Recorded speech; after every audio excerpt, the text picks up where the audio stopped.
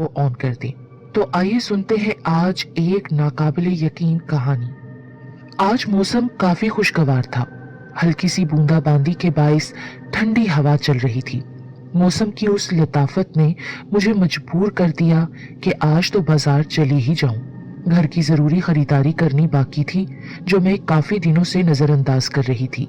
घर का सामान खरीदते हुए अचानक मेरी नजर एक छोटी सी गुड़िया पर पड़ी जिसमें नाकाबिले बयान कशिश थी। उसकी खूबसूरत नीली आंखें, ब्राउन बाल और सुर्ख होंठ, यूं लगता था जैसे ये बेजान नहीं, इनमें जिंदगी है। कुछ था जो मुझे उस गुड़िया से नजरें हटाने नहीं दे रहा था। मैंने उसे खरीद लिया। जब घर के पास आई तो वहां अक्सर एक पागल मिलता है जो किसी से कुछ नहीं कहता, मगर आज खिलाफे तवक्का वो मेरी तरफ बढ़ा और मेरे हाथ से शॉपिंग बैग छीन लिया। सारी चीजें जमीन पर पटक दी। जमीन पर गिरी चीजों में गुड़िया की तरफ देखकर जोर से चीखा, खूनी गुड़िया, खूनी गुड़िया, तुमने खूनी गुड़िया ले ली है। ये कहकर वो वहां से भाग गया। मैं हैरान हो गई और बेसाख्ता मेरे मुंह से निकला पागल, और सामान बैग में डालने लगी। घर आई तो मम्मा ने चीजें देखी। गुड़िया देखकर हंसने लगी और बोली, अभी भी तुम्हारा बचपन नहीं क्या? वो गुड़िया थी ही इतनी प्यारी कि मम्मा को भी बहुत पसंद आई। हमारी फैमिली में एक बच्ची की बर्थडे थी। मैंने सोचा बाजार नहीं जाया जाता, जो गुड़िया मैं अपने लिए लाई हूँ ये गुड़िया ही इसे गिफ्ट कर देती हूँ। हालांकि वो मुझे इतनी पसंद आई थी कि मेरा दिल नहीं चाह रहा था कि किसी को भी दूं। मैंने बड़े प्यार से गुड़िया को पैक किया और उसे गिफ्ट दे आई। घर वापस आई तो गुड़िया को याद करके एक मुस्कुराहट बेसाख्ता मेरे लबों पर आ गई। मैंने बिस्तर के पास पड़ी मेज को देखा जहां मैं गुड़िया रखती थी। रात में सोए हुए मैंने ख्वाब में देखा जैसे गुड़िया मेरे पास आई और बोली, तुमने तो मुझे छोड़ दिया है ना, मगर मैं तुम्हें नहीं छोड़कर कहीं और जाऊंगी। और फिर वो मेरी तरफ देखकर मुस्कुराई। सुबह मैंने नाश्ता करते हुए अपनी अम्मी को ख्वाब सुनाया तो वो हंसने लगी और मुझसे कहने लगी, लगता है तुम्हें गुड़िया से इश्क हो गया था कि अब वो ख्वाब में भी तुम्हारे हवासों पर मुसल्लत रहती है। मैं भी उनकी बात सुनकर मुस्कुराई और फिर कॉलेज चली गई। कॉलेज से वापसी पर मैं कमरे में गई तो दानिस्ता तौर पर मैंने उस मेज को देखने से एहतराज किया क्योंकि खाली मेज मुझे उदास करने लगा था। मैंने घर वालों के साथ लंच किया और टीवी देखने में मशगूल हो गई। अंधेरा फैलने लगा था। जब मैं अपने कमरे में दाखिल हुई और लाइट ऑन की, मेरी सरसरी सी नजर मेज पर पड़ी। उस लाशऊरी नजर को मैं शऊरी कोशिश से दूसरी तरफ करना चाह रही थी कि जब मुझे एहसास हुआ कि मेज पर तो गुड़िया पड़ी है। मैंने जल्दी से दोबारा देखा कि मुझे वहम हुआ है, मगर ये तो कोई वहम नहीं था। गुड़िया तो हकीकत में मेज पर मौजूद थी और मुझे लगा कि मेरी तरफ देखकर मुस्कुरा रही है। मैं जोर से मेरी गुड़िया कहते हुए उसे अपने साथ लगा लिया और उसको कई पपियां भी की। अम्मी भी मेरी आवाज सुनकर आ गईं और जब गुड़िया को मेरे हाथ में देखा तो हैरान रह गईं। खुशी के बजाय उनकी आंखों में मुझे परेशानी नजर आई। कुछ खौफ था जो किसी सोच के साथ मिला हुआ उनकी आंखों में पनागुज़ी था। उस खौफ और गहरी सोच की आमेजिश उनकी आंखों से साफ झलक रही थी। अम्मी मुझे बगैर कुछ कहे वापस पलट गईं और मैं अपनी गुड़िया के साथ महवे गुफ्तगू हो गई। गुड़िया के साथ खेलते मुझे किस वक्त नींद आई पता ही नहीं चला। मुझे कुछ देर बाद ऐसे लगा जैसे गुड़िया मेरे पास से उठकर कहीं गई है। मैंने फौरन आंखें खोल दी।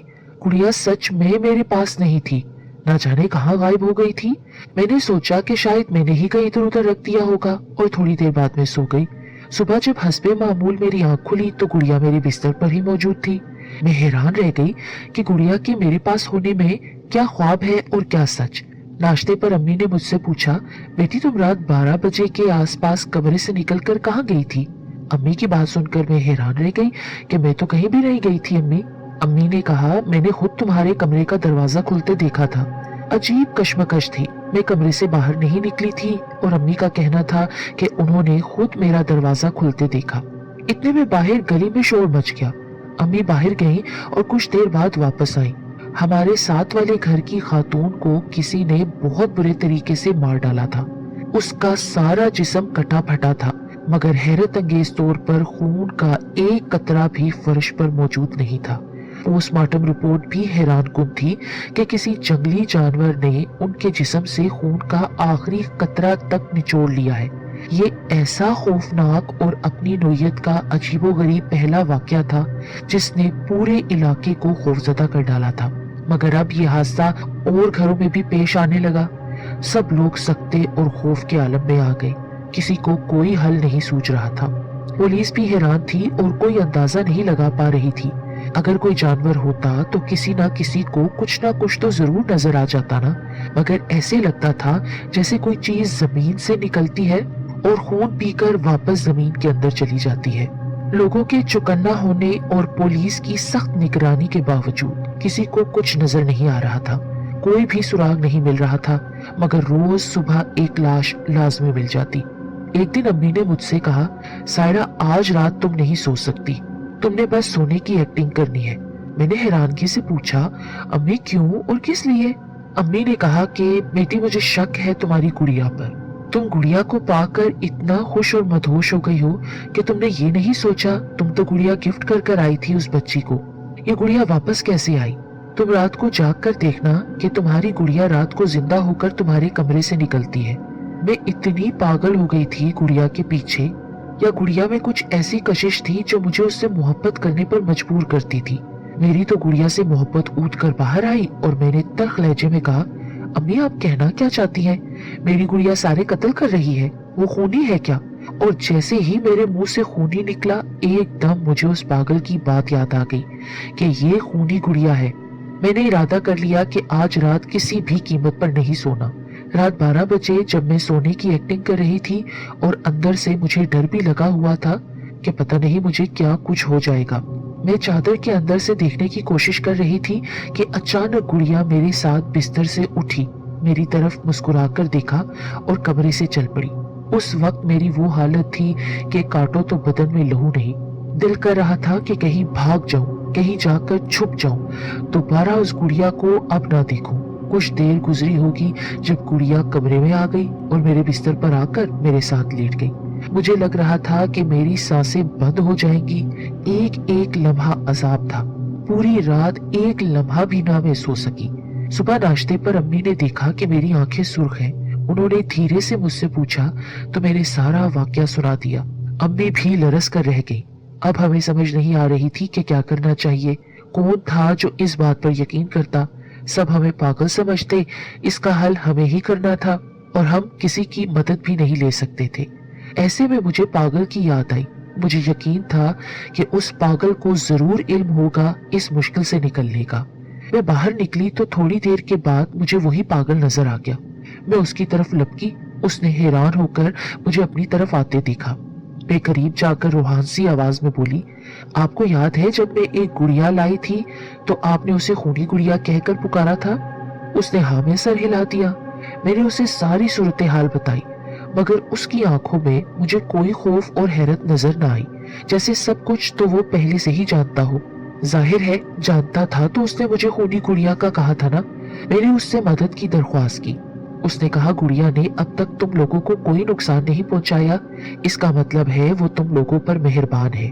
उसने मुझे एक अजीबो गरीब सा चाकू थमा दिया और बोला, मेरी बात ध्यान से सुनो। वो गुड़िया रोज रात को 12 बजे जिंदा होती है। तुम्हें बहुत हिम्मत से काम लेना है। ये चाकू उस वक्त उसके दिल में घोंपना है जब वो अभी पूरी तरह ना जिंदा हो ना मुर्दा, यानी अभी 12 पर घड़ी की सुई जाए और साथ ही ये चाकू उसके दिल वाली साइड पे घोंप देना। जरा सी देर बहुत तबाही मचा देगी और जरा सी पहल उसे खत्म होने से बचा लेगी। वक्त की पाबंदी पर उस गुड़िया की मौत और तुम्हारी जिंदगी का दारोमदार है। कर पाओगी इस तरह क्या? मेरे असाब तो लगता था मफलूज हो गए। ना मैं इकरार कर सकती थी ना इनकार, मगर उसके सिवा और कोई दूसरा रास्ता भी तो नहीं था मेरे पास।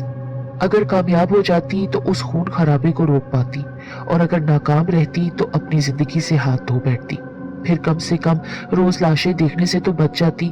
रोज रोज के मरने से बेहतर था एक बार ही मर जाऊं या सबको मरने से बचा लूं। मैंने उसके दिए हुए चाकू को मजबूती से अपने हाथ में पकड़ा और वापस घर आ गई। अम्मी को उस पागल की बातें बता दी। अम्मी हैरत से सुनती रही। जब मेरी बात खत्म हो गई तो अम्मी बोली, हम इंसान भी कमाल है।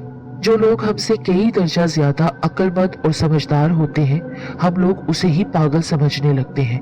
हालांकि ये लोग तो ज़ाहिरी दुनिया को क्या, हमारी आंखों से ओझल दुनिया की भी खबर रखते हैं।